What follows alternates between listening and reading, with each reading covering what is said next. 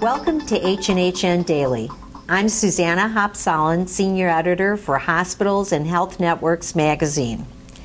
Better care for individuals, better health for populations, and more efficiency in terms of the healthcare system.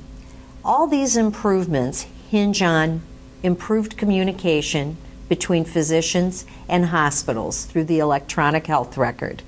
Today, I'm joined by Russ Branzell, Vice President and CIO of Poudre Valley Health System and CEO of Poudre Valley Medical Group. We're going to discuss hospital-physician alignment, engaging physicians in the electronic health record.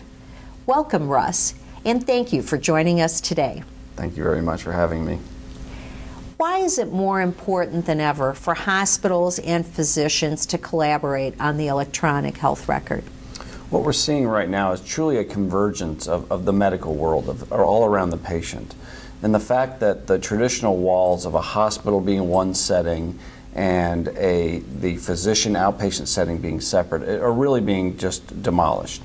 And it's now really all of that being managed together. And the fact that independent physicians, private practice physicians need to exchange that information and work in a collaborative way really is what's causing this convergence, along with the fact that the government has really created some demand through the stimulus program to be able to want physicians to adopt EMRs. There's an incentive now, and they work generally together. And so I think the convergence of this in the communities is really helpful for all of us for patient care purposes. How do you get physicians involved in IT strategy?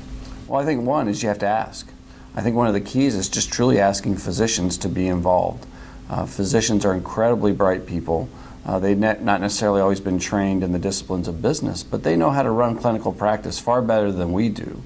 And so we ask them to be involved. We ask them to lead. We ask them to take point on development of the clinical portions especially.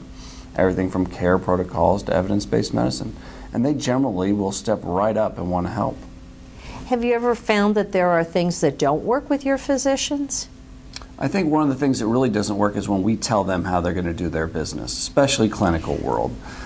In the end, there may be answers that the government mandates. There may be things that we as administration have to try to force down. But the reality is, in most cases, if we involve them in the beginning, and instead of being dictatorial, actually make it a community project, make it something collaborative, in the end, we almost always end up in the right place. Truly trying to be dictatorial doesn't work too well. Finally, how do you measure physician engagement in the electronic health record? Well, I think the first area you have to measure in anything to do any of the areas that we manage in IT is we should start with satisfaction. Are we meeting their needs? Are we helping them with time? Are we helping them with quality? Are we improving patient care?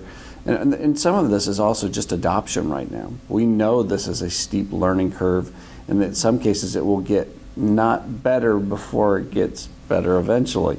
It'll get worse for a while. And so I think just measuring adoption, the ability to aggregate all of them together, will help as well.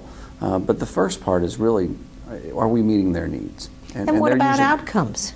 I think outcomes is another good point in this. I think part of it is where most organizations and most physician offices are still in the adoption curve.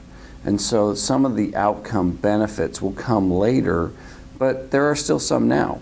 The outcomes could be time savings. The outcome could be accessibility to information in a much more timely manner, therefore allowing the physician to take better care of the patient. And so some of those things we can measure today, and we do. Thank you, Russ. I'm Susanna Hopsolin with H&HN Daily.